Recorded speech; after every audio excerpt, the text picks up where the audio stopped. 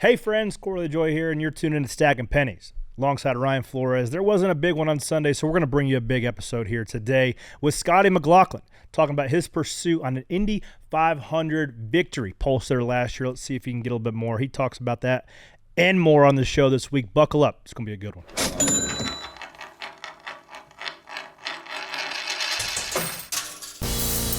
Stacking them deep, selling them cheap. It tastes like gasoline, rubber, and victory. We're just out here stacking pennies. All right, we're in it. What's up, guys? Hope you are having a great day. How's your day going, buddy? My day is great. Is it? Another Talladega day. New team this week. How was that getting They on put board? it right on the pin. Pit stall 1. Just go out there and get you the pole, Zane. First career pole for old Zane Smith and Ryan Berginti in that 38 front row motorsports crew. We've talked about it time and time again. It was a point of contention with you for a long time about super speedway qualifying. It's the most frustrating stuff ever when your car doesn't run good. So, but I feel like what's exciting is that team was around them a lot last week. They are just a group of racers. Will Norris is the car chief. They've got a bunch of really good guys on that team, and it just shows the strength of your road crew and the preparation of your cars when you can qualify that well.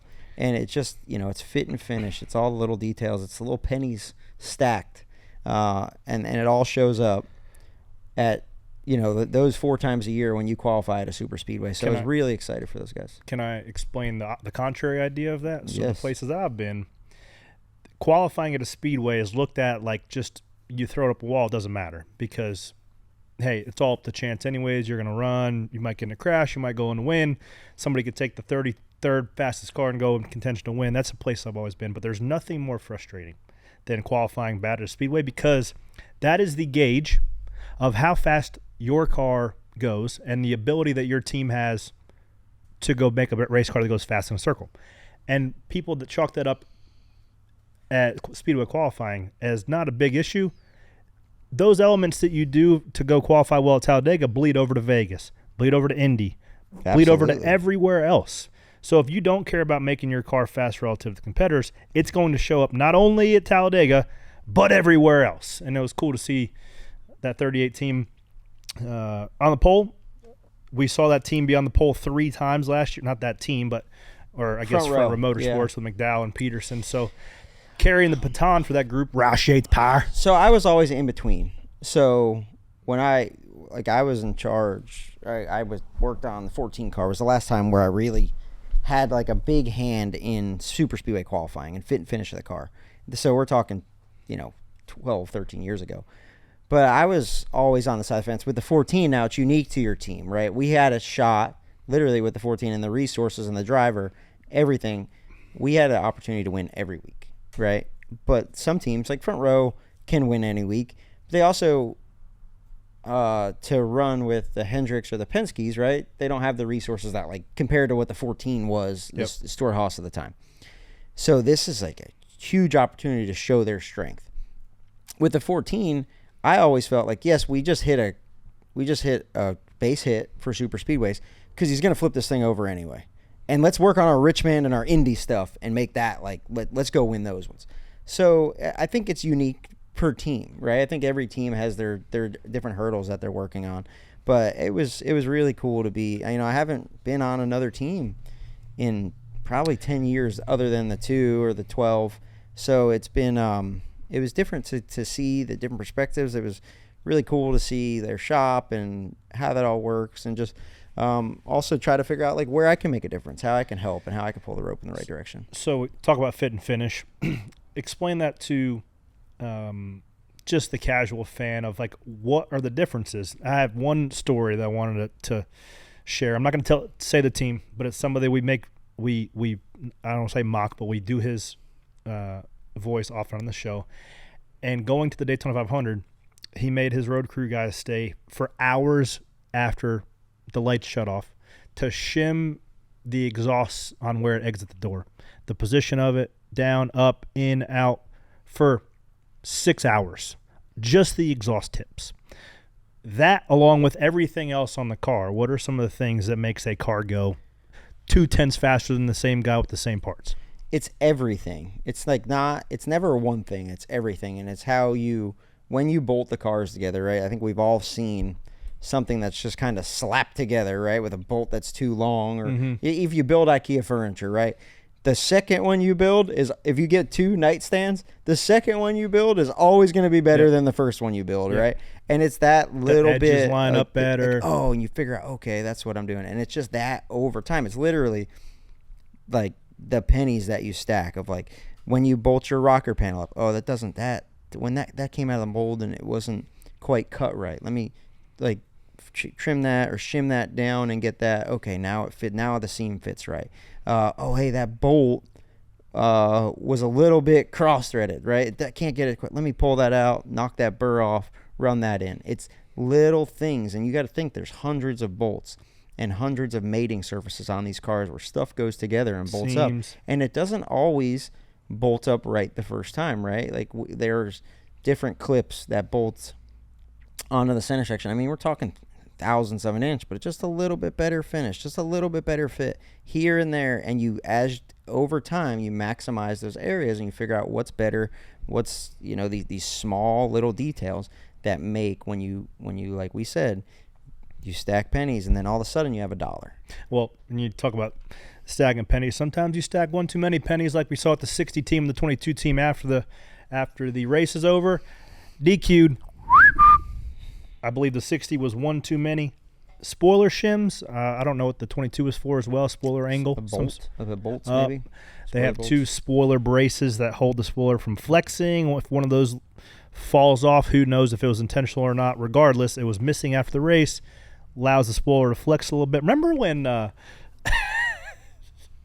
of my all-time favorite racing hacks was when Michael Waltrip ran that truck race and the whole right side spoiler fell coming off. To the green or coming to the checkered. Yes. It's like he had a freaking pin in the cabin to just pull it, and the whole right side spoiler goes go gadget spoiler. Yeah, Piggy, pull that up and put it on the YouTube channel. All-time greatest. It was so funny. NASCAR cheating episode. That was like when Darrell Waltrip crossed the start finish line at the All-Star race, the motor blew up. Yeah. It was like that. I got the same. I remember watching that. I think you and I were standing on top of the garage when that happened, and we were like, huh, how about that? Yeah, it's funny how the that spoiler works. just fall off that thing. Yeah. What else we got? There's some big news. So I got fired over the off weekend. Rodney Childers seemed to part ways with Spire. I got a lot of texts. Got a lot of texts this week from that. Did you? Yeah. That I did like your view of it. You said, they'd have definitely fired me before they fired him. So yeah, I guess it all worked out the way it should. Screwed either way. Obviously, it wasn't working. They paid Rodney a massive amount of money to go over there. They paraded him in as the guy that was gonna, take him to the promised land, and he made it 9 weeks. Well, here's the thing: 40 race winner, championship crew chief. Obviously, the fit, quote unquote, wasn't right over there. I read in a couple articles this week. Who knows? Rodney Childers is a great crew chief, and he goes beyond that. He's a great racer. He's been successful in go-karts, late models, anything he's ever done, he's made the team better. That being said, it's team culture, right? And it doesn't always align. And with a guy like him, it reminds me of Days of Thunder, right? Like, he knows he's made teams better, but he's always kind of steered the ship. Yep. And I don't know this at all, but what I could see with Rodney when he comes in to a system that's already kind of built, he went there, built that 4 car. Like we would see at Stewart Haas, where it would be like the 4 car and then everybody else. Like they didn't follow suit. The 4 was winning championships. Everybody else wasn't really winning. I wonder if it's a situation where one too many roosters in the hen house. And also Rodney's to the point where it's like, I'm just going to take my ball and go home. And they were probably like, they probably, if it's not working, they just probably go, hey, we both know it's not working. Yeah. Grown adults, we're going to go the other way. And Rodney Childers will land somewhere, be a good leader for somebody. And I'm sure Spire will be just fine as well, right? No harm, no foul. Moving on. Well, Rodney brings instant credibility, knowledge, experience to any team he lands on. Curious to see where he wants to go. He's probably just has the pick of the litter wherever he wants to go. When you say you got a lot of text messages, what's that mean? Just about how. Just about 17 in general? Yeah. Copy.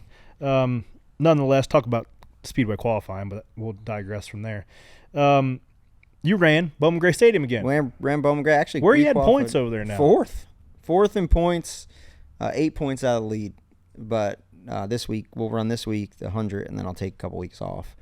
I feel like I'm figuring out how to pass without piss people off, but I don't know that I'm doing a great job with it. It's you kind of have to use people. I haven't wrecked anybody, but I've used a couple guys up, like, not meaning to. Tried to turn around old Tim Brown the other night. I did, and I didn't mean to, but like Tim's a Cup guy, right? He builds all the front suspension for Rick Ware. He's been doing it a long time. But man, Bowman Gray, those drivers' meetings are hilarious. Are they? Oh, what's it consist of? Just a lot of guys saying, "Hey, this is how it should be." It's kind of like a South Park episode. Last week, Jimmy passed me under caution. I don't know. It's pretty good. Is it? Yeah. A South Park episode? It's like a little bit like a South Park episode. What about it? It's just like, well, you kind of sounded like it there. Yeah. Why do we run so many caution laps? But everybody brings up like valid points. Yeah. And it all makes sense, but it like, there's just. I heard Lee Bob soaking his tires again. You're really just being a at this point. But. Is that not probably how? Like it's funny because it's like, they all have great points, and the delivery is very passionate. But it's just, it's just it's a funny culture, and they're just racers, right? And I just kind of sit back and listen. Bert and Jason have one way they see it. And, it's pretty good. So yeah, Twin 25s, you run 5th and 7th. The 7th one was probably more impressive because you'll start, what, 12th? 12th, and then the bottom lane, someone broke on the bottom lane, so they inverted the top 16. So, like, I ended up, Tim Brown finished 2nd, and I finished 5th. Well, the bottom lane rolled up. He started next to me because one guy, so I was like, man, I'm really in a sucker hole here. But I was able to get down, got by a couple guys, got up to the front, and, yeah, we good in points. It's fun. It's a lot of fun. It's something I can't. It's scratching the itch, right? I was telling Gary Putnam. I said, man, I just never got to race. Moved down here. I was actually telling Bruce Cook Bruce Cook Jr. Shout out. I said, Bruce, I never got to do any of this. Like, they all race short track stuff in Flemington, and I raced some short track stuff when I was younger. But I've been in the Cup Series since I was 19 years old, right? So, like, there's a lot of stuff that I want to circle back and gotta get I just gotta get it out of my system. Yeah. And do it. And I'm really having a lot of fun working on a car. We made it way better this week. Qualified 4th, so it was Brandon Ward, Tim was 3rd, Bert was 2nd, I was 4th. So I'm like right there in the mix, in the thick of it. Chris Fleming was 5th. So like I was pretty happy with that, and I think we can just keep getting better. We'll go there and run a 100-lapper this week, head on to Texas. It does make – this week we didn't fly to Talladega till 10 o'clock, but I was a little tired last night. Were you? I was like, okay. Yeah. Well, you're old, man. Old and used up. Well, that leads us into Talladega. How much did you stay? You probably didn't get a chance to watch much of the Xfinity race, but ARCA race was on Saturday, kind of early afternoon. Old Cleeter up there. Shout out to Cleetus McFarland making. Dude, did you see his head? I didn't know. I knew freedom. His media availability. I didn't know the true meaning of freedom till I went on Talladega Boulevard. Those people like two things: boobs and turning left. that was a great. Him talking and Bob Pocker's tweeting that. I was just like, this is great. This is awesome. I also love how he goes in and out of character just simultaneously through a monologue too. It's great. But what I genuinely do enjoy about, like, okay, we can talk about influencers and YouTube and the way he turns it on for the camera. He does a good job with that. But what I genuinely like is that, like, watching his stuff with Dale Jr. and watching how close he's become with Biffle, and even going down to the racetrack and understanding a little bit more of, like, pulling the curtain back of, like, away from the influencer stuff. He has a deep respect for the sport and genuinely loves the sport. I appreciate how excited he is. When he missed that wreck and he was in the car. Let's go! Yeah. I mean, it's like that's what I say, like, genuine reaction. Like, we've all watered ourselves down so much because we're racers, right? And, like, act like you've been there. Don't act, and you want to be cool and all that. And then you're like, that is like your genuine reaction, but we've all been beaten into submission to the point where we don't celebrate. Yeah, you're not allowed to celebrate or like be happy when good things happen. So it was cool to see him. He already had some engine issues I saw. Broke a valve spring. He said, Ilmore, come over. Number 6 valve spring broke. Don't know if it's intake or exhaust. That's what he said. Yeah.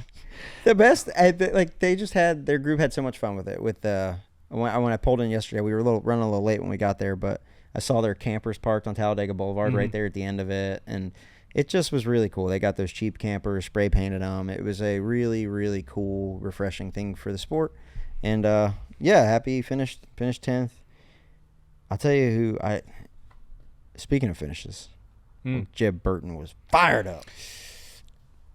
Jeb was big mad and big sad. Combination of both. He went through the whole spectrum of feelings during this post-race interview, and I can relate, man. I've been there because, like you said, he don't get a lot of opportunities to win. And I'm sure somebody's brought it to his attention, but the vantage point of the camera they kept using was closer to turn 1. So, yes, in the picture that they kept showing, his nose was ahead. If you zoomed above both cars from the vantage point of where the camera was, the 21 was ahead relative to timing lines and all the things.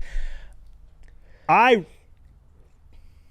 will sit here and say NASCAR puts all the emphasis and focus and all the tools they have in place to get that call right. That's not something they want to miss. They're not trying of who won the race.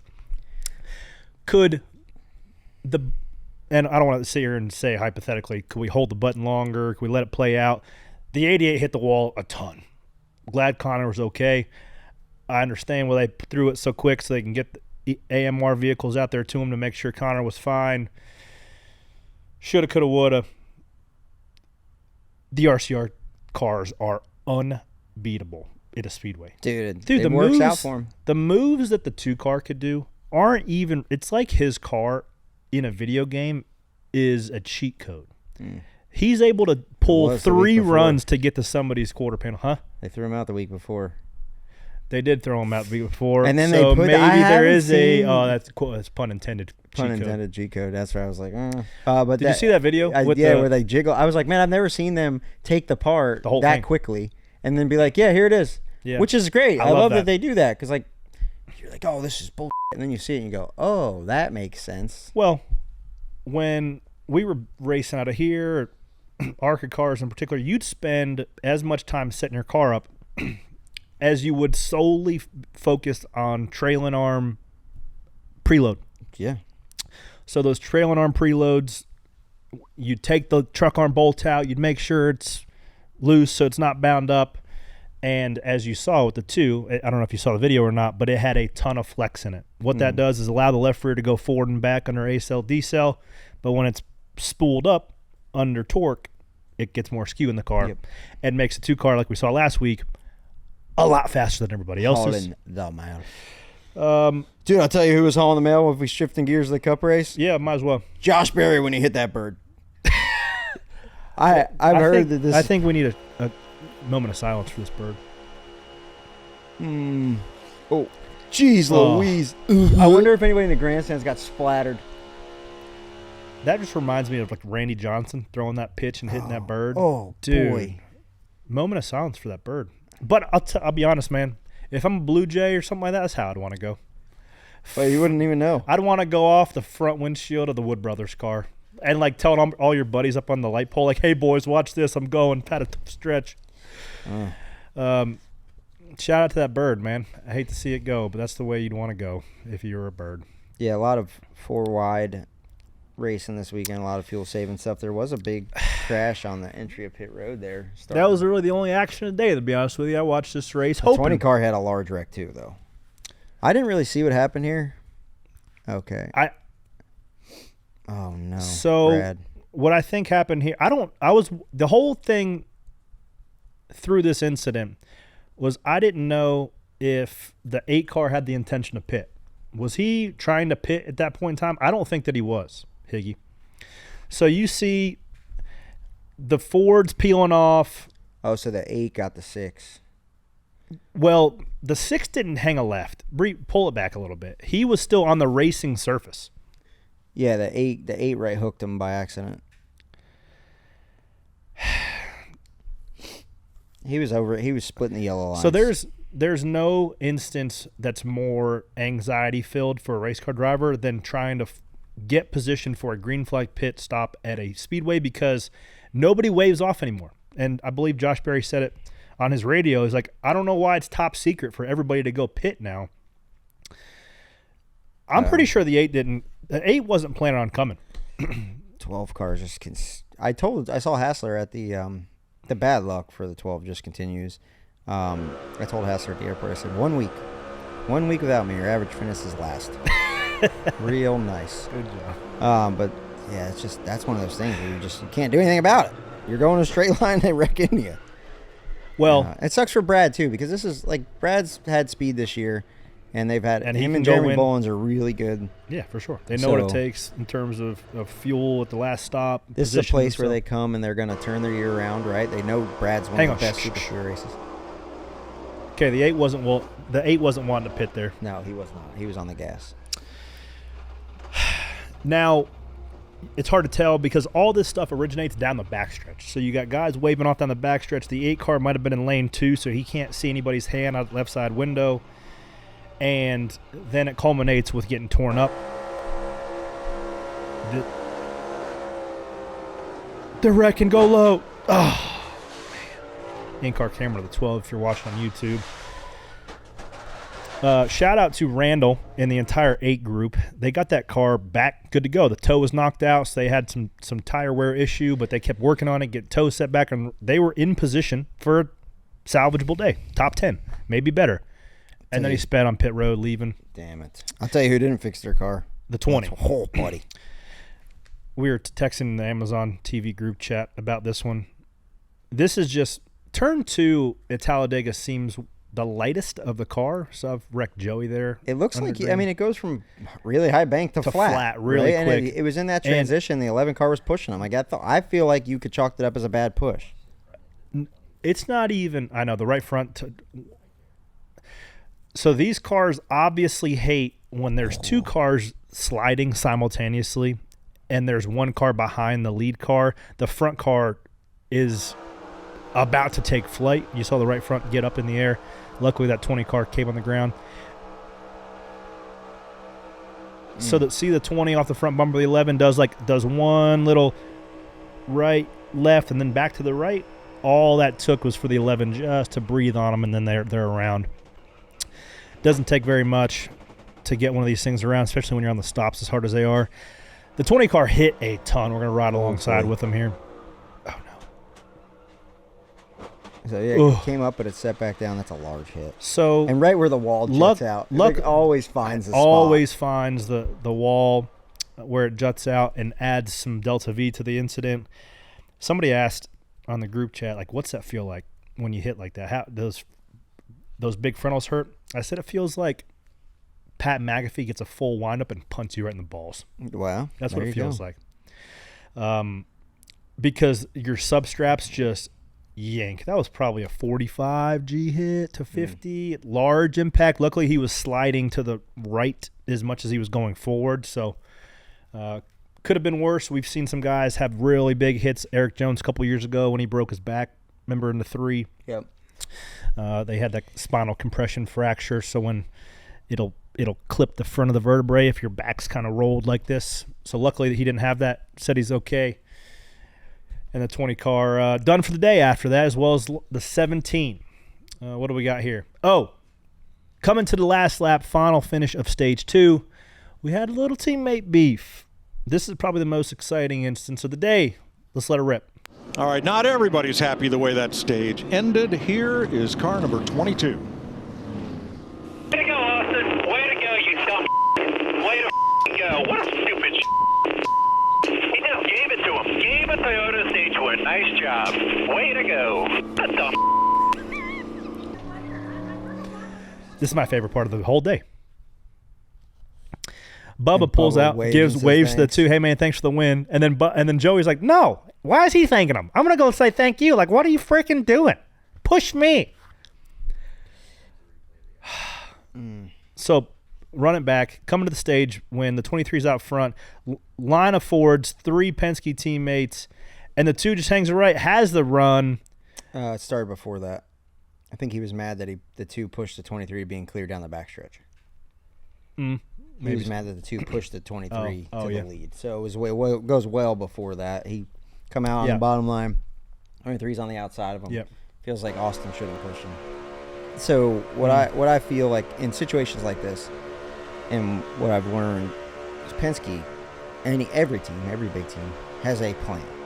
Teams kind of have their, what would you call it, rules of engagement that they have planned for coming to stage breaks, coming to the end of the race, how they're going to position themselves, pit road, all sorts of different things. When you go into a fight and you have rules of engagement and an ally doesn't do what you think he's going to do, I think that's what he was frustrated about. And I'm just guessing. I'm not in those conversations. Well, it also sounds like there was some pent-up frustration between Joey and Austin Cindric. Who knows what's underlying under the surface there, but I'm sure there's going to be a meeting. I'm sure there's going to be some feelings and some words said in those meetings. But at the end of the day, Austin gets the last laugh because that 2 team ended up in victory lane. Well, dude, that 2 team, dogs. I can't wait to get to Boats and Woes so I can tell you more about it. Later in the race. Do we have the in-car camera of this Hamlin incident? Because he said something about Ross Chastain. So here's this was sketchy, bro. Because hang on, let me set the table. Money stop. All the Toyotas come down first, hoping that the field is at peak velocity when they come down, and losing more cars, it's going to inherently slow the pace down. So when it all cycles around, the Toyota group can cycle to the lead, have control of the race, and fight it out. 77 attaches. They take the perfect amount of fuel to come out in the front of that line. The disadvantage when you come in first, everybody else is in front of you as they get up to speed. So they have really the ability to block if they really kind of want to be dirty. But at the end of the day, the pay window's open, and however you blend on this last green flag stop is where you're going to be when it comes down to racing for the lead. So the 77 is leading this Toyota group full clip, 195 miles an hour. The other group here is blending off a pit road at 160, 170, so at least a 25-mile-an-hour difference. And the intention of the guys getting up to speed is break up the momentum that's coming from behind them so they can be better track position when it all gets cycled out. So play the tape.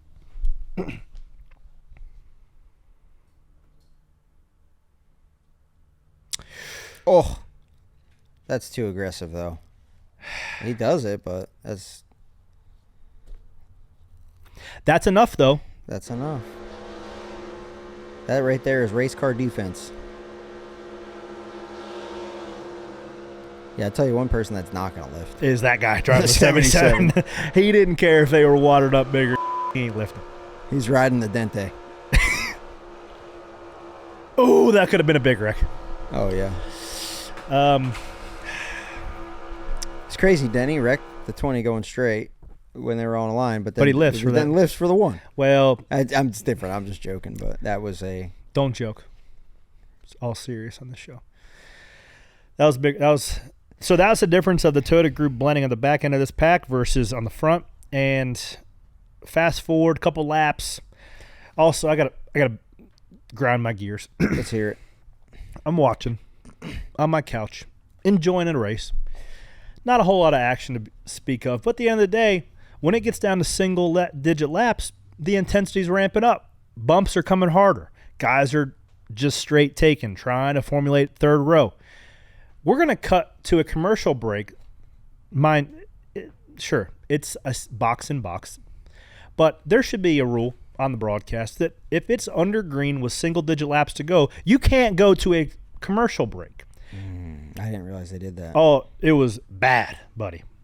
And I'm sitting there watching. What was the commercial for? Pods, Masked Singer. I'm watching this, and it's like, okay. After this one, they're going to come back. Nope. Let's play another one. Okay. do you have itchy skin? And then they got like a 60-second. It's like, and then it's like, oh, surely they're going to cut back to nope. Oh boy, so Arby's commercial. When did they finally another Ride the Dente commercial. It was like from 11 to go until 5 to go. Oh boy. And I'm like, what are they doing? Nothing really happened, but do you want to know what just grinds my gears? principle. About Fox? What? The one accolade I can hang my hat on in my driving career is that I'm the winningest indoor TQ midget driver, and they just handed that to Andy J. during the ARCA deal. Oh, he's the winningest. I'm like, well, no, he's second. Wait till Sunday. I'll be there. You can talk about that if you want to have that be a narrative. So Fox ground my gears too. That's a fair point. Yeah. That's misinformation. Alternative facts. My gears would be ground too about that. My gears are ground because they went to a commercial break for at least 5 minutes. Tell me if this grinds your gears. Coming to the checkered, 2 lap cars in the way. I mean, what do you expect them to do? Pull up into the trial, the final time. But I think it's smart because Josh Berry's behind the first 2 rows. Cindric, Priest at the line. Man, that's hard to tell. I couldn't. Well, I mean, what? When you're in the position of the 21 and 8, you don't realize how fast the pack's catching you. Now, do you pull down the backstretch along the bottom? This was the difference. Those 2 lap cars broke the drag enough to help the 2 get there. Yeah. The lane was a bit tighter, but I thought the 60 was in the catbird seat coming to the checkered. Let's see here. 5 going to pick them up. Oh, yeah. Okay, so the top lane got separated a little bit. Man, and that's all she wrote. Austin Cindric. I love it. We'll probably break it down in spare change of celebration. That was cracking me up. I didn't see it. He got up on the roof, and he just like kept slapping the windshield. Let's go. Like it looks like a point guard when like somebody's bringing the ball up, like slapping the ground. Let's go. Let's go. And he did it like 4 times. Like after the first one, I'm like, he's not going to. Oh, he did it again. He's not going to. No, he did it again. Hey, man, winning cup race is hard. He's fired up. He's fired up. And also, I can't wait. I'm fired up to tell you about this pit crew that won it for him, that won it with him. Well, let's just go ahead and get into the dogs. I feel like that's all the juice there is to squeeze out of Talladega, but there is some juice left to squeeze out of boats and woes coming up right after this.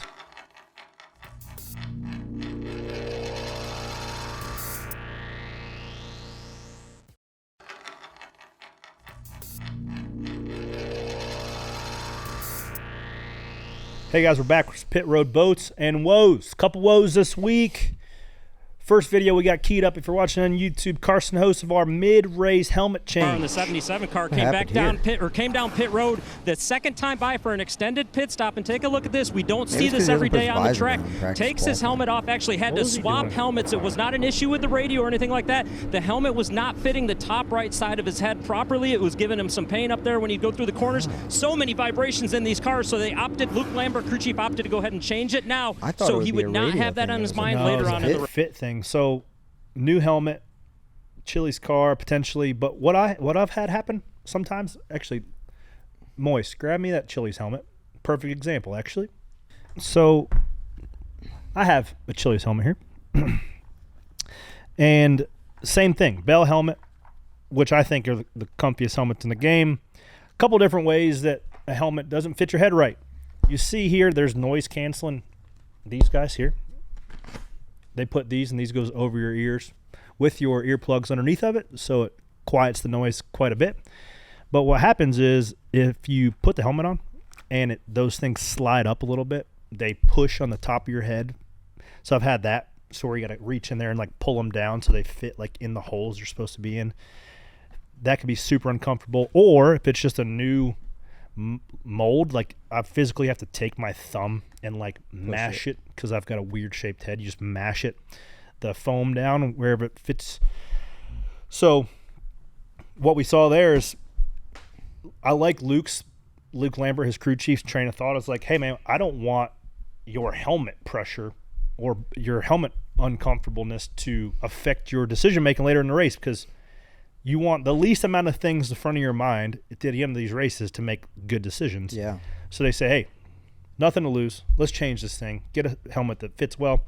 So they change that thing. No harm, no foul. Keep it moving. On to the next. Keeping them moving to the 88 and the 99. Entered too fast. Old SVG come in there heating.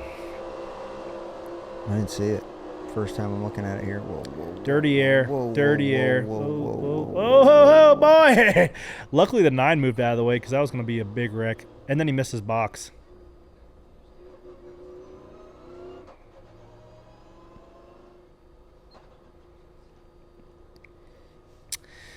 Obviously, too fast entering. And they just broke the terror off. Here he goes. It's 99. Oh, whoa, whoa, whoa, whoa, whoa.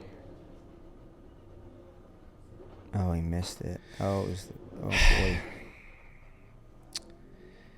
And he stalled backing up. Oh, dang it. There's a lot of ways to make mistakes on coming off and on pit road because you're trying to gain spots coming down. You don't really know where a great lift mark is. It's hard to tell where you're at relative to other cars.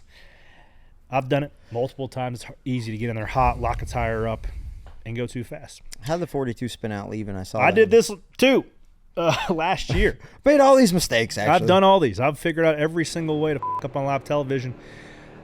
There's weepers right here. Water on the racetrack. Ah! Why is there water on the racetrack there? It didn't rain. I don't know. Alabama swamp. So, that's what Higgy says. The Alabama swamp down there. An Alabama swamp from the boulevard just seeping through the asphalt. That's the old Alabama swamp crevice. Watch right there. Oh, dude, speaking of Alabama, there was a bunch of Alabama football players there this weekend, and they were sitting in our pit stall. Mm-hmm. And the one guy's like, "Hey, what kind of torque's that gun have?" I was like, "Here, pull the trigger." And he was like, "Whoa." Well, then his friends were like, "You gotta do it again." And he did it, and his finger got stuck on the trigger. And it was like, oh, whiskey throttled that thing. Yeah, and I was like, "Give me that thing!" I snatched it back from like, "All right, you gotta go. You gotta go. Get back on the other side of the road." Dude, that socket with the teeth on there would do damage, buddy. Those guns will hurt you. Yeah. Yeah, there's a lot of power.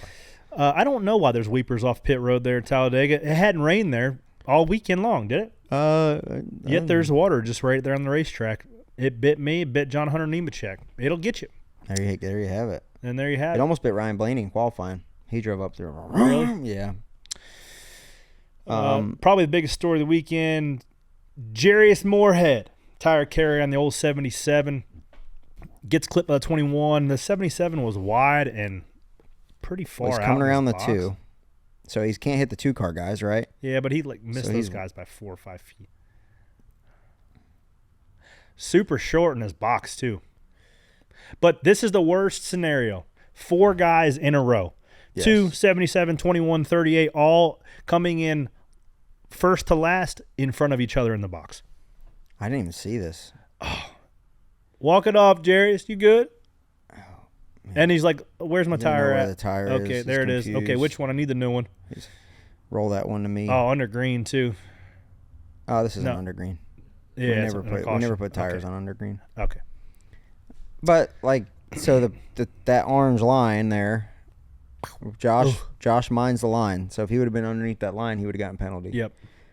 It's just really tough. You take for granted what these tire carriers are doing with 100 pounds of tires in their hand, and when one gets hit, man, it bounces. It's like a big old bouncy ball. A hard bouncy ball. They're you watch them fall off these cars, you watch them roll around, but you forget until you see situations like last week in Bristol how dangerous those tires are, and these guys are holding 2 of them in their hand playing in traffic. Yeah. And a lot of times, like we saw with Thomas Hatcher a couple of years ago at Worldwide Technology Speedway, when the carrier gets hit, the front changer usually gets it too, because he got hit in the head with. He was on one of the legacy cars, got hit in the head with the tire when it got hit, and it knocked him out stone cold right there on pit road. So, yeah, it's really tough.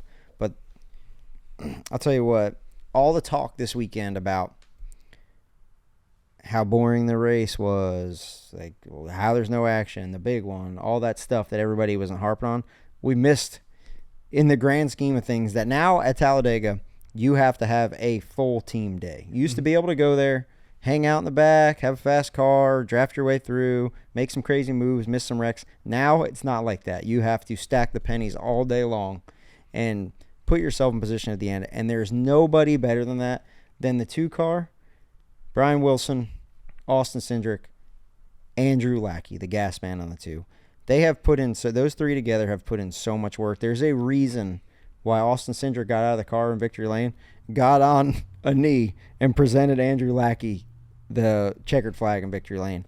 And it's because they've put in so much work. Andrew Lackey, I'll tell you, he's one of the, not only is he a great guy, one of the best teammates I've ever had, but he's definitely top 3 best gas men on pit road. And I think Penske might have 3 of the best gas men on pit road with Nick Hensley, Chris Conklin, and him. They are awesome. And, Austin Cindric doesn't lead all of these laps and put himself in position time after time without executing on pit road. And we've seen iPads, we've seen different strategy, we've seen all this stuff come out. Andrew Lackey, Austin Cindric, and Brian Wilson, what they have going on there and what they've worked out, how they stop in the box, how Andrew plugs in, how they count, how the car starts rolling, where he unplugs at. They were on that last sequence, they had great rolling time. They spent the least amount of time in the pit box. They got the most amount of fuel to make it to the end of the race. They were 25th and they come out leading. Right? That is huge. I had a question. The real good fuel guys have what they call a negative plug-in time. So as the car is still rolling in, they plug it in until it stops, right? So there's free time relative to the overall pit stop time, and then they ride it out. Yep. Take a couple steps, little crow hop, and then they unplug. At what point do they have to stop riding it out? So you're supposed to be unplugged by the time the nose crosses the line, but they really don't call that, so you can get away with a little bit. But that's what I thought. You can only go so far. Like, you can get ticky-tack and call that, but the cameras that they're calling it from are... Because that would be, if they enforced it, a big-time pit penalty, because that would be a one-lap... That'd be a big pit penalty, but, it's one that I hope they don't just start calling, because you can't really tell unless you're looking at somebody's overhead or if you're looking at the fueler's helmet camera. You can't really if tell they're engaged or not. If they're engaged or not, especially where they call penalties from pit road is the cameras are from the outside of the track looking down the pit box. So as long as somebody's not egregious, right? Yeah. You give a foot or two. All these guys kind of have lines in their boxes that they know if their foot gets to that line, that's their out of bounds line. You'll see you'll see a bunch of pieces of tape in the pit box. If anybody ever asks, if you ever pull up a picture of a pit box, I can explain to you what all the different pieces of tape are. But there's one there that during fuel only is the gas man will stand at that line and stop, or the jack man will stand at this, we call it out of bounds line, and stop the gas man from going past it, because he knows at that line, when the gas man gets there, the nose is going to be on the line. So you stop them. So that's their gauge to how far they can ride it out. Because you're just looking for flow time, right? If you get a negative plug-in, if you're looking for 3 seconds of flow time, you don't want to sit there 1, 2, 3, and then the car goes, because then you ride it out. Now you got 4 seconds, right? Yep. So you're trying to maximize from the time that thing crosses the line, you're able to plug it in, till the time it leaves. You want to have just the right amount of flow time and cut a second off of your pit stop, because if it's one of those things where if you're 0.3 of a second is a car width. So it's one of those things where you come in, we're gonna do 3 seconds of gas, 1, 2, 3, go. You've lost time on the go a second there, right? So if you need 3 seconds of gas, you probably need to count the 2, and then he can ride it out and get you another one. But we saw with Denny Hamlin, they were banking on a clean plug, and I think he had a rough plug-in. They hit the timer on their iPad. And those are ridiculous. The iPads? Yeah. I know. What are we doing? Hey, man, you can have all the iPads and everything, but a redneck from Kaiser, North Carolina is kicking everybody's ass up and down pit road, right? With just a gas can and a bottle and some Ballistol spray, right? And some fluff or nutter sandwiches. And that's that's it. Andrew Lackey's our dog of the week. He's been great. I've even heard him called Big Lack the Plug. He's big, the biggest, the largest. Yeah, he's. I'm telling you, man. When it comes, the gas men are not celebrated enough. It is such a hard position, and it is something that's often overlooked. Right? It's like in a world of picker guys being treated like kickers, they are the backup kickers, right? Like no one ever wants to talk about them until a day like this. And we can look at the real easy, low IQ version of this race sucked. There's no action, blah, blah. But when you get into the weeds of it and see what it took from that team to win this race and how they executed on pit road and were able to beat everybody, I can that appreciate is awesome. I can appreciate the weeds. I can appreciate the nuance of negative plug times and all the nuance on pit road and maximizing your lights, there wasn't a lot of action going on in that race. But there's not a lot of action going on in F1 races either. Oh, but they get in the weeds of it and do a great job of putting it out there to the world. And then everybody thinks it's so exciting because they're worried about the small stuff. Now, if we're not flipping over 5 wide with 400 passes, it sucks, and we need to restart. So, like, I'm different. I'm not, like, trying to take NASCAR's back, but I'm just a competitor to the core, and I know the work. Like, there was a guy from Bleacher Report going around asking people, how long would it take for the average person to do a pit stop? What do you think? When you say average person, is that like that's me? That's like, what I asked. Our no, like that's where I don't know. Okay, because like an average person, they can't do it. Well, you saw an Alabama football player about rip his arm off when he pulled the gun, right? For example. Now, if he has a month of training, I can get him to do it, or if he does one stop, I can get him to do it. But like an average person coming off the street, you can't even get the jack up. No, you can't even pick up the gas can and get it plugged in. No, I can't get a car jacked up.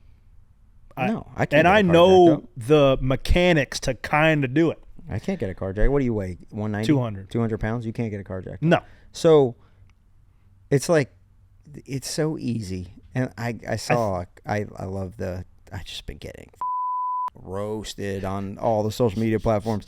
Someone said that I had an overinflated sense of importance. And I'm like, no, you've just never been on a team. Yeah. You've never been on a team, or like, it's like, no, just job. Come in and get the wheels on it and get it out there. Like, you got no clue the amount of preparation and how high of a level some of these guys are at. Yeah. And Andrew Lackey is the tip of the spear when it comes to gas in these race cars, and he has been for a long time.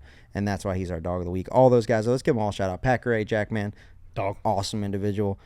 These guys are all salt of the earth people. Jesse Mills was my tire carrier for a long time.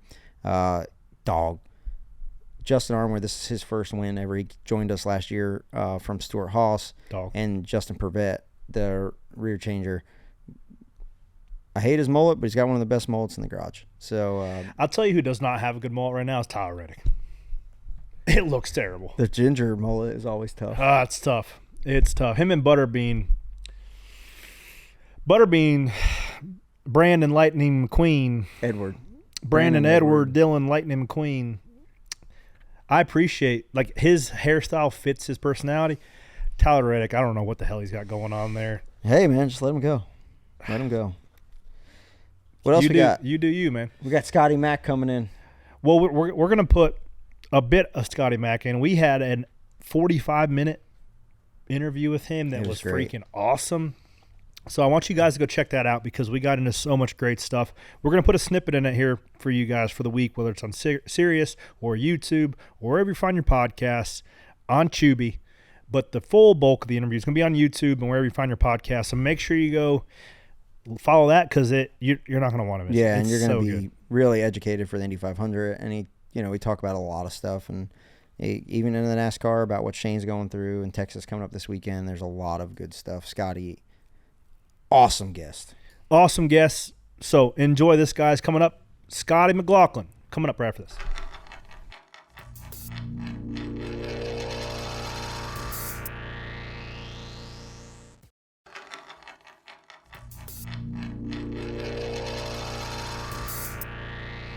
All right, everybody, big guest in the Noncents Garage this week. We've been trying to line this up for a long time.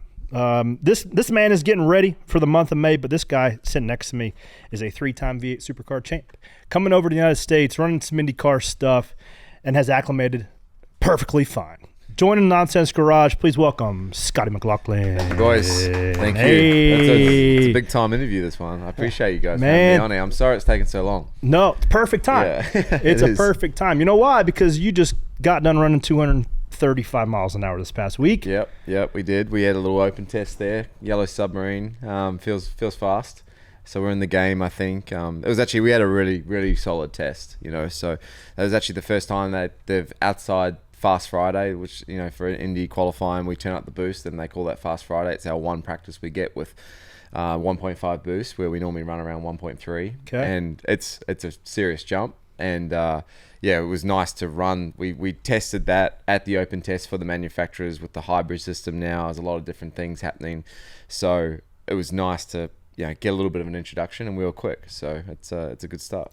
So talking about poundage for boost, right? 1.3 pounds versus 1.5 pounds. Okay, so when you say it's significant increase, is that just in perception or is it in car setup? Obviously speed, but like how much when you turn the wick up from 217 to 235? It's a significant, like it's almost like a push you back in your seat kind of thing. But as you know, like when you enter like 1 and 3, at the speeds we're entering, like we were up to 242 there at one point. It's fast and and you're trying to like hold on to the tire and think about like what you're doing with your weight jacker and your bars and whatnot, and it's cool. It's a lot of fun, but it does take some time to get comfortable and practice that and understand the tire, and because the car's 100 pounds heavier this year with the hybrid, so it's there's a lot to think about, and it's going to be a bit of a handful. I think if you have a 85-90 degree day for qualifying like at Indy, it's going to be like very difficult. The last lap, the 4-lap run is hang on to it basically. So, but the intent's not changing. Your right foot is still glued to the mat. You have to be. If you want to get pole, be flat. You have to be flat. Tell the fans the level of commitment, because none of them would probably know if they've never driven. And I certainly haven't driven an IndyCar, but I talked to Connor Daly a lot. Yeah. He says he puts his left foot over his right foot just because when your pinky toe starts getting a little light. Yeah. Pole sitter for the Indy 500 last year. Talk about the level of commitment going in, and what's the nervousness level, knowing you got to keep it flat running 240 miles an hour. It's tough. My feet are too big, so I can't actually do that, the double foot thing. But that is one of the most intense qualifying sessions. I've qualified at Bathurst and done things with the supercar and whatnot and street tracks, but the Indy 500 qualifying, and particularly if you get to like the fast to Sunday where it's the fast 12 and the fast 6, you got to do about 3 or 4 times. It's difficult, and you're qualifying heat of the day. If you get a good draw, you're probably qualifying a little bit earlier with a track temp 15 degrees cooler. Big difference, but it's still tough. But you're thinking, you get going and you think about like you get through one and you immediately think about one, how that felt, and what you adjust for that next lap. And like around that place they have the flags around, and you're constantly looking at the flags down each back straight. If you've got like a slight crosswind at 3, you're gonna have a bit of push, so I might come down on my front anti-roll bar, and then you readjust that for turn 1. You're constantly thinking about that the whole lap, and that's why I never really pay attention to what the competitors are doing, because you really just have to make the most of what you got. This just is what it is. And the only, like last year for the pole, like the only lap I concentrated on that the others were doing was the first lap, and everyone had done like a 2:33 average lap, and we punched out like a 2:34.5. That was my first lap, and I was like, okay, now I just got to hold on to this thing, and it was just a matter of making it happen. So they're introducing the hybrids. I'm also a bit curious about that. I want to also ask what you think happened in Larson's incident. Chunked one, big shunt for Kyle Larson, that 17 car this past weekend. I'm glad he was okay. But what you said, the cars are 100 pounds. That's a significant addition in overall weight when the cars weigh what? I don't know exact weight. I'm sorry. I'm one of those drivers. But 2,300 pounds? Yeah, probably around there. Yeah, I'd say around there, yeah. I know you got the kilos. But I'll tell you another story later. But well, I'm an American citizen now. So welcome to the show. What is it? What the is a kilometer? Can we say that? Yes. No. So no, but we it's what I was saying, the last one was super weird, but with the amount of weight like to the rear now with the 100 pounds, like a lot of I guess the balance is completely shifted to the rear of the car, and you're trying to get some front back into the car, and a lot of people are pushing up into the fence, and that's exactly what it sounded like what happened to Larson. And but Larson's was weird, and I'd never really got a chance to speak to him about it, but it looked like he was going to do a qualifying sim run, and at the start of our sim run we do like a map 8, which is low boost, and like you're just warming up the engine, spooling up the car. And it seemed to me that he was on that lap. I don't know if he just got wide on that lap or missed his mark. And then once you're up in the you're wrecked at that point in time. How precise do you have to be with knowing you have to? I mean, is it a tire width? Is it 4 feet? I would say tire width. Like it's super super tight. And your entries. Rick Mears, who I work with a lot, he was massive for my help around that place. And where I turn in, it really affects the exit, as we all know, but it's like amplified there. But what was tough last year in the Fast Six that I never had felt before was the grandstands are so big that the shade, I had a lot of shade in the entry of one, and then middle of one, it would get like back hot again. So I actually got loose. Really? So I was loose entry because I had so much front on the shade, and then it pushed. And so I had to really like set at 235. Yeah, you have to, and then you're like holding it flat. It's like, well, I'm either in the fence or I'm not, and that was where the last lap of my qualifying run was super hard. I felt like Larson's wreck when Hickey sent it in our group chat, and I was like, well, good, he got that out of the way, because I think that's probably the thing for him.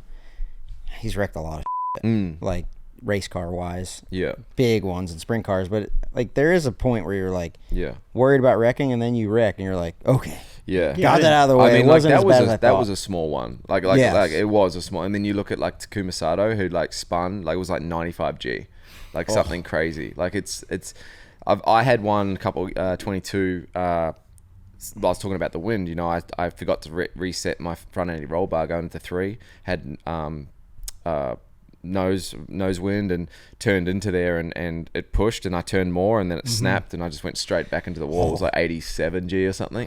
And then the worst part is like you hit that wall, you come back out, and then you hit it again, but you got nothing, no impact. Yeah, everything's broken off. So it's just you in the tub, and you just smoke it. And you also see it coming from a mile away. It's like, oh, I'm gonna hit again. This is gonna hurt. Oh, I know. Oh, I wonder how long it's.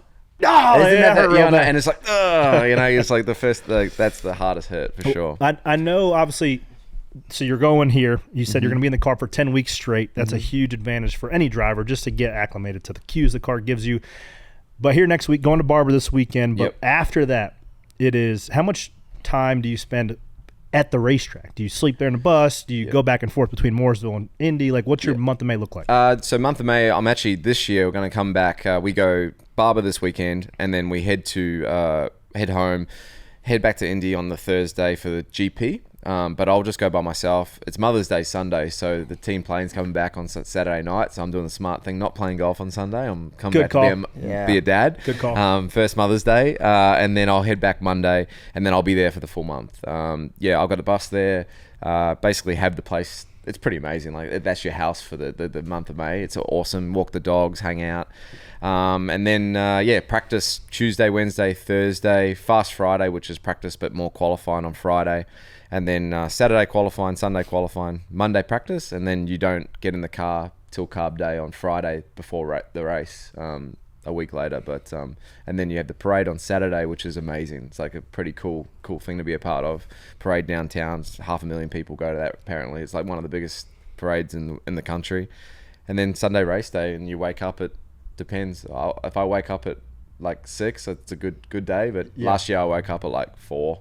Just as soon as I wake up, I don't know what you're like, but if I wake up on a race day, I'm up. My mind is going, especially on the 500 day, and 6 a.m. is normally the cannon. They release this cannon and fireworks and stuff. It's awesome, and the gates are open. You just feel the vibes. It's awesome. I get goosebumps just talking about it. I've never been before. I know. I want to go. You gotta go. It's amazing. I know you guys are always racing. How can we get you to do a double? Look, I think I've got to win the 500. Like, I think I've got to win something big or a championship to think about it. Okay. I want to do it. I really, everyone goes, hey, the road course, which I would love to see on a road course and a NASCAR and stuff. And yeah, that'd be great. But I think I would love to be like one of the first IndyCar guys to go back and, go from the 500 to the 600. I mean, Blaney, we play golf a lot, and we joke about potentially doing like the double together, which would be awesome. But like that's I think I've got to just focus on what I'm doing, and like I've always said that Penske have always put me in great spot. Like I've trusted the process. I've never really pushed anything. I got my first drive with the Porsche sports car this year. Always wanted to drive that. They knew I wanted to drive that, but it took 2 or 3 years. That's not the hypercar. Yeah, that's a hypercar. Yeah, so I tested that. That was awesome, but I never really said anything. It was just an opportunity that popped up. Yeah, this is the same thing that happened with the IndyCar. They always put you in the right spots at the right time, and they've done right by me my whole life. So explain to me, because we've seen fellow Kiwi, SVG, friend of the show. Yeah, he's a good man. Hell of a driver too, by the way. Clearly, yep. Went from V8 supercars directly into Cup cars, independent rear suspension, transaxle. So those cars are almost very similar. Oh, yeah. Yep. Penske took you the opposite route. Yep. V8 supercar, heavy stock car to single-seater Indy car. Yep. Of course, there was probably some time to acclimate to that because you've never driven anything single-seater high downforce up until that. Why did they take you that direction versus? It's kind of crazy. Like I never drove a single-seater since Formula Ford, which was 15 years ago or something like that. So, you know, I personally thought I was going to go NASCAR. You know, I was always interested in NASCAR. Really, I knew Marcus Ambrose pretty well, and he was really the guy that put me in touch with Tim Cindric and Roger Penske from the start. And then TC, you know, was coming to, you know, I'd won a championship before and supercars, and it was coming to like the point where, hey, what do you want to do next? And I was like, you know, I'll do anything. I just want to be in America. Like, I'd love to be in America. I've always wanted to be in America. I just love this place, and it was just something that I wanted to do. And he's like, have you ever thought like about IndyCar? I'm like, no. He's like, well, like the racing, the schedule is a little bit less. You know, like I know what you're like with, you know, your home life. I'm a bit of a homebody. Like, I love having my time off or whatever. Like, I think you'd really enjoy the cadence of the Indy season, plus being able to race the 500. Like, it's one of the biggest races in the world. You know, would you want? And I'm like, I never thought you'd consider me for it. I just thought I was a big sort of stock car driver, touring car driver. Let's think about it. So I came over and tested the sim and liked it. Then he gave me a test and went well, and came back for another test, and all of a sudden I was like, okay, well, we're going to go IndyCar racing now. So, but you know, like I said, I thought I was probably going to go NASCAR, like, just that's what I thought, but they had other plans, and I was like, okay. But I think it was going to be a little awkward though, like, you know, with the next gen car coming in, the Xfinity program was shutting down. They didn't really want to put me in a satellite team. I think a lot, you know, timing. Yeah, timing of it all. Like, Austin had his Xfinity deal going. There wasn't really enough personnel cars or whatever to do a 2-car program. And I probably wasn't ready for Xfinity at that time. I needed to jump in trucks or something like that just to understand it all. But, man, I don't regret coming to IndyCar. Like, I really enjoy it. I love it. I have a lot of friends in NASCAR. I love NASCAR racing. It's not that but I think I look at them and go, the schedule was tough. And now being 31 with a kid, like, that's real life. I think I'm very happy with it. I've got a really nice work-life balance, and I think if I was 21 or something like that, I would have been like, hell yeah, let's go NASCAR race. I want to race 40 times a year. I don't care. But now I've got a wife, kid, all that stuff. It's a little different. It is a lot different, actually. And actually, the work-life balance thing, something I've been wrestling with, because I don't think there's, like, when you say balance, I've always looked at it like a scale, right? If you spend time in work, then it takes away from family. Yep. Racing is an all-in thing. So how do you take your life overall, solely focus on racing, and yet still give attention to the areas that you need to give it to? I think I've just, like I said, we have a great home. Like, my wife is amazing. She's very good at taking me away from the racing. And when I first met her, she was one of the first people to actually just allow me to have a life, because racing was like everything. Not that it isn't now, but it was like I would come home and just look at data and footage and all that stuff and just go through it. Where now, you know, I think now having Lucy, my daughter, you know, it's given me I come home, I'm a dad. You know, I'm just, and I don't focus. And I've got like I've got an office that I go and do an hour, maybe a day, or every couple of days, just looking at like data and footage and, you know, overlays. But when outside of that, like, I've just got a really nice spot, and she was great for me with that. It's been nice. Obviously, you guys are from New Zealand, right? But you raced in Australia, so I don't want to be like the Australians, but there's a lot of guys. Was your goal F1 when you started racing? Because it seems like, you know, there's a lot of good F1 drivers that come from Australia, and now we see that shift to NASCAR. So, like, was your goal F1, and do you see more guys like Brody and them coming over here and doing this? My first goal was to be a supercar driver. I wasn't interested in F1. Not that I wasn't interested. I wasn't an open wheeler driver, and partly because my mum and dad didn't let me drive open wheelers. I was scared of them. So it's kind of crazy where I'm at now. But so I always wanted to be a supercar driver. My mum and dad had, like I said to you, an infatuation with America. So I was brought up around American hot rods, cars. Like, my dad had a 56 Ford F100 he had for years. So, you know, you always had that infatuation with American muscle cars and whatnot. Then, become a supercars driver, and I thought that was it for me. And I think that's why when I came here, I just have a blast. Like I'm like, this is for me is just like an absolute bonus of my career. Being able to race the biggest race in the world or whatever, and be in the game is super cool. The Formula One thing, I probably should have been in Europe when I was 15, 16. That's what they do. They'll spend millions of dollars, but I just love America. I really do. Man. I know. Let's go. I'm not just saying Me too. I'm a freedom baby. But, it's just. Is this home though? For like, do you see you and your family roots down? Yeah. That's half the reason why I become a citizen, because I had a daughter, and she's got an amazing opportunity. She can be a dual citizen just like me, and eventually when she's 20, 21, does she want to go to Australia or New Zealand to live? Yeah, if you want to do that, you can do that. But I think there's so much opportunity here in America, and I'm privileged to be here. And where Australia, New Zealand, like there's a lot of opportunity there, but there's probably definitely a ceiling at some point. Like be here, I just really treasure it. So I enjoy it. Wow, man. Love it. Man, V8 supercar racing looks awesome though. Yeah, like you gotta get down to a race there. Who would you pick from the cup or IndyCar garage to go run? Like if you had, what do they do? Bathurst where you have dual drivers? Yeah. Who would you pick in the IndyCar? If you had to pick an IndyCar driver and if you had to pick a NASCAR driver. Okay. IndyCar, I probably like Will Power, I think would be good. He's driven Bathurst before and whatever, but if you haven't been driven there, let's say Scott Dixon. I think Scott would be great. NASCAR, I think like Busch would be pretty funny to go down there. I think he'd be. Kyle, he had a deal last year. It fell apart. Yeah, it did because they asked me to go back and do it, to replace him. I was like, no, I'm not doing it. So I asked SVG about that, and I was like, how do you think legitimately he can go there? He's like, he'd have a hard time running dead last. Yeah. He really? And he's like, that's not disrespectful. That's how good those guys are. So Larson's been talking about going back and running Adelaide, which is the last race of the year. I love Kyle Larson. I always have. But I agree. Like that race, that track, that car there, I think it will be a struggle. That's got lock diff. There's a lot of different stuff. Like that's why those videos of you guys just blowing over the curbs. Yeah. It's just a totally different deal. Different. But I mean, yeah, if he goes there and he runs like top 15, like that'd be a win. Really? I think. Yeah, it's tough. Now, like when you go to cup racing, bad example, but like an Xfinity race now, there's like 15 good cars, and then the rest are kind of. Is Australia the same way? Is there back markers, or is everybody pretty good? There's a few. I wouldn't say there's as much probably disparity in an Xfinity, the Xfinity class. Like there's a lot of good cars, but it's probably it's similar probably to Cup.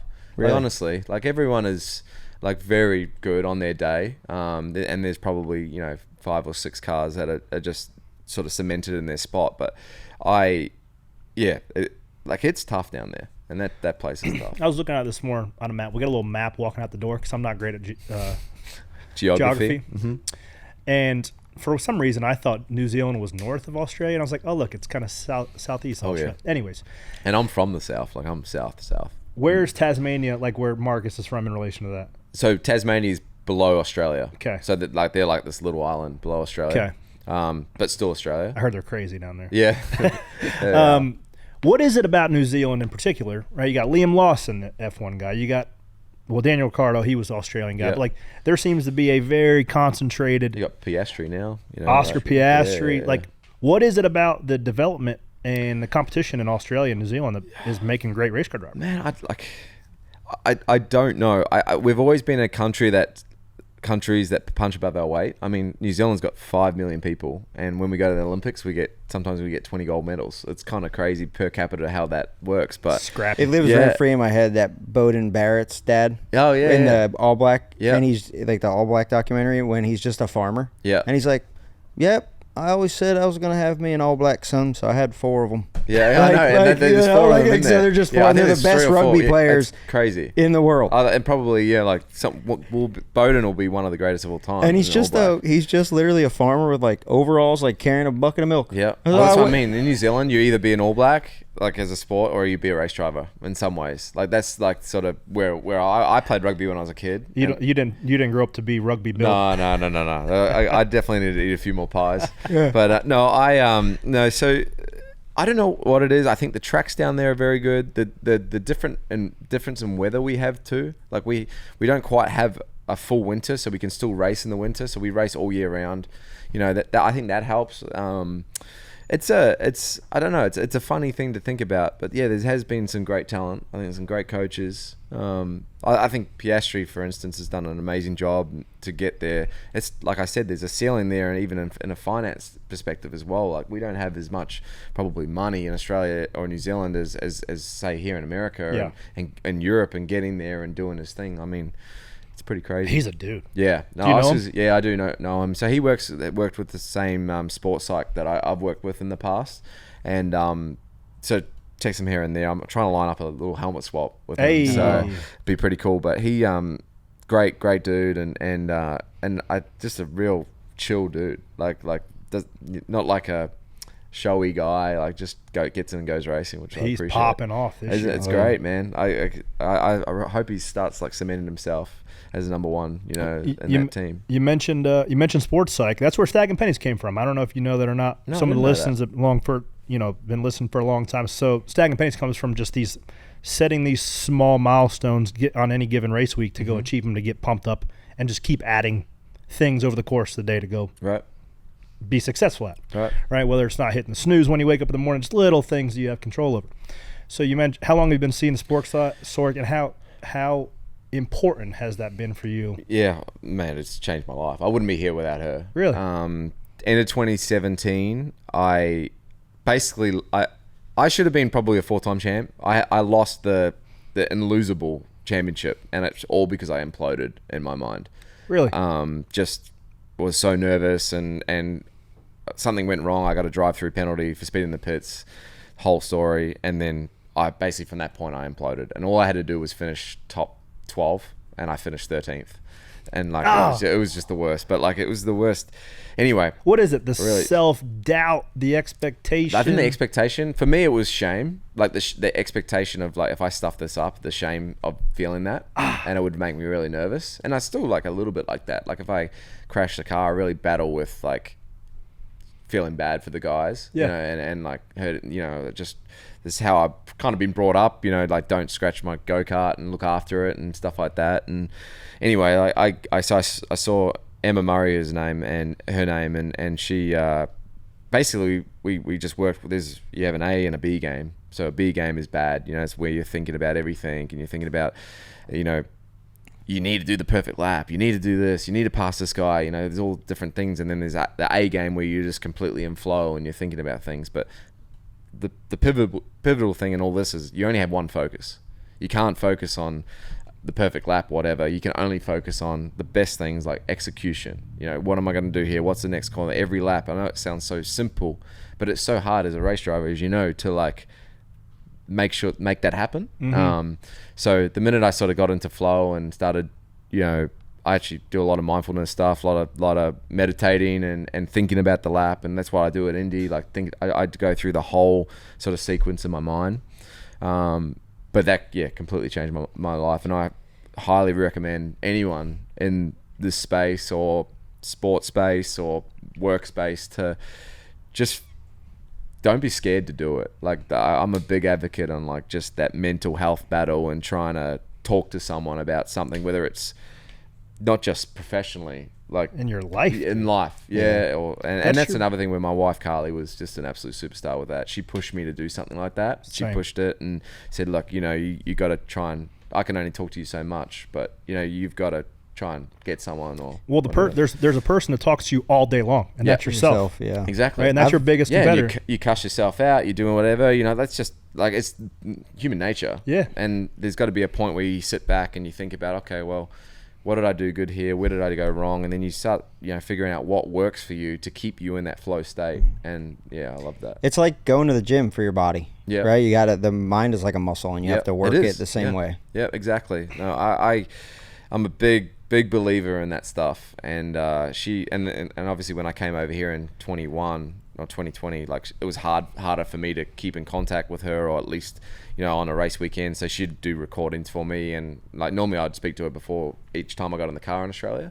We're here, she just sent me recordings, and it was great. So. Man, it's not coincidence or chance or luck that somebody has as successful as a career as you have, right? It's been all this work of not only with your team and setting yourself up around the right people, but working on yourself, constantly getting better and constantly achieving this thing. So, buddy, I'm still hammering you. I'm hammering you for the Indy 500 this year, buddy. Thanks. I hope so. You should. It's easy money. Where would you? That's all. That is Damn right. big money.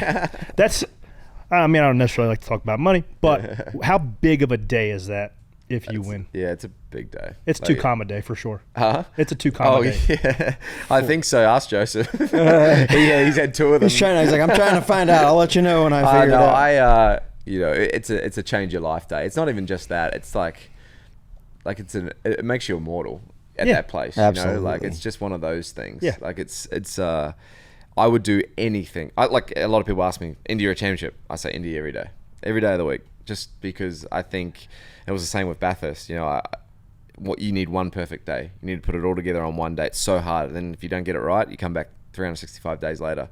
Championship, you can build your way back from. But yeah, You said you'd do anything. I'd do anything. I'd do anything. I know, don't get crazy, but I would do anything. Don't make this weird. I'm with you. Yeah. $20 is $20. Yeah. Well, buddy, I wish you luck. We're still going to be watching. Follow along my man Scotty McLaughlin in his Indy 500 pursuit. Thanks for coming in, buddy. Thank you. More coming up right after this.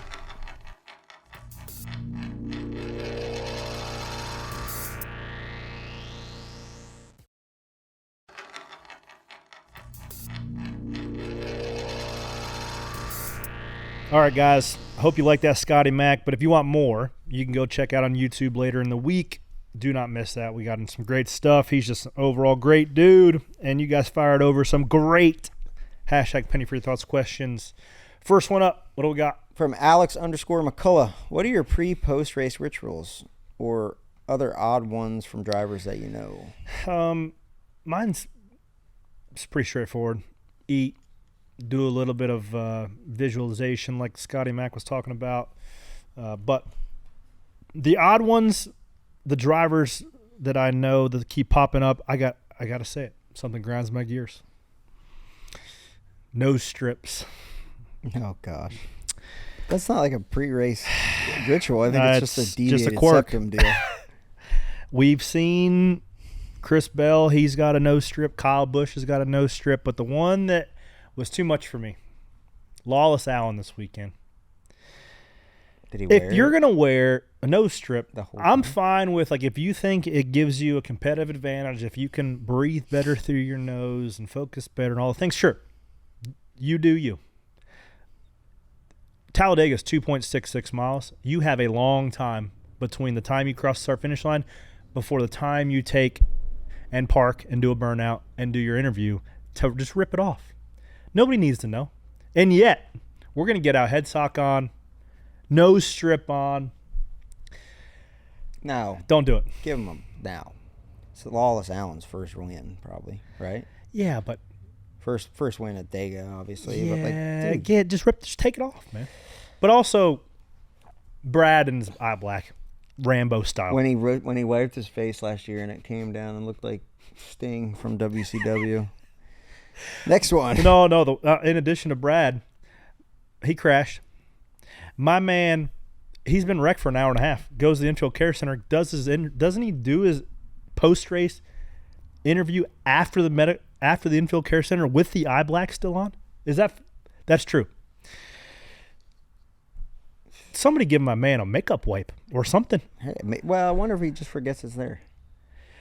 So is everybody else just looking at him like? Maybe he's got bad friends. I don't know. At what point in time does he realize he's still got eye black on? Like, hey man, the race is over.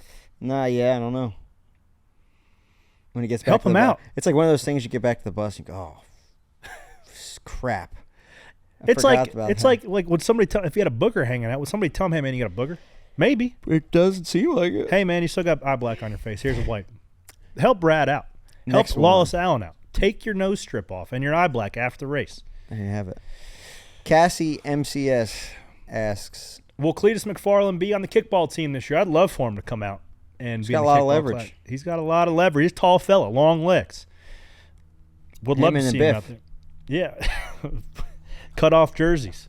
1870 Off-Road. Skip and Corey, what's the best and worst debut you have for a new team / job? The best one I ever had was with the 12 car we went. Been on and off. Like, we all get switched at Penske quite a bit. But one year, I've been on the 12 and the 21 with Ryan. Then they switched us all to the 2. They switched all the teams around. Was on the 2 for 2.5 years. Got switched to Blaney. We went to Kansas.